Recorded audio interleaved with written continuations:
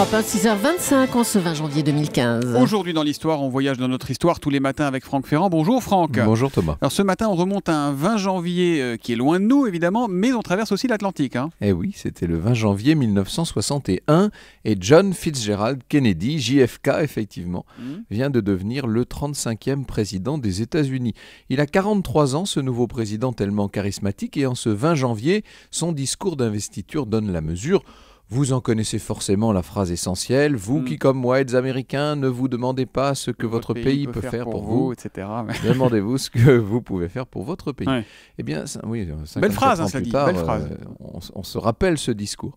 On oublie souvent la suite. Vous, citoyens du monde, ne vous demandez pas ce que les États-Unis peuvent faire pour le monde, mais demandez-vous ce qu'ensemble nous pouvons faire pour la liberté des hommes. Je vous confirme qu'on oublie la deuxième partie de la phrase, Voilà. qui est pourtant intéressante. 43 ans, JFK, c'est le plus jeune président des États-Unis, Franck. Oui, on peut le dire, et c'est aussi le seul qui soit de confession catholique.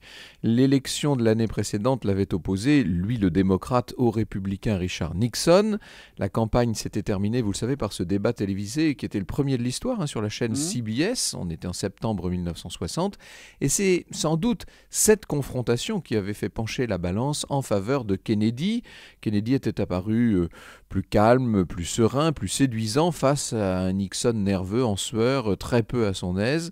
Les politiques de l'époque, on peut le dire, n'étaient pas du tout rompus à l'exercice télévisé. Chez Kennedy, c'était inné. Kennedy, premier président de l'ère télé en quelque sorte. C'est un duel électoral qui a été serré, Franck. Oui, tout à fait. 120 000 voix de différence, c'est très peu.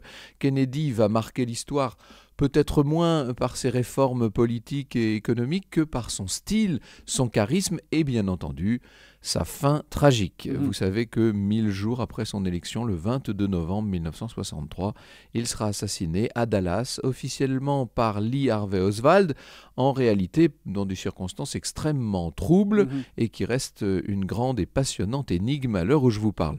J'ai beaucoup évoqué l'attentat de Dallas l'année passée à l'occasion du 50e anniversaire, mais ça c'est une autre histoire. Ça reste un vrai gros sujet pour vous les historiens, mon cher Franck. L'histoire, on la retrouve avec vous tout à l'heure à 14h pour nous parler de quoi ?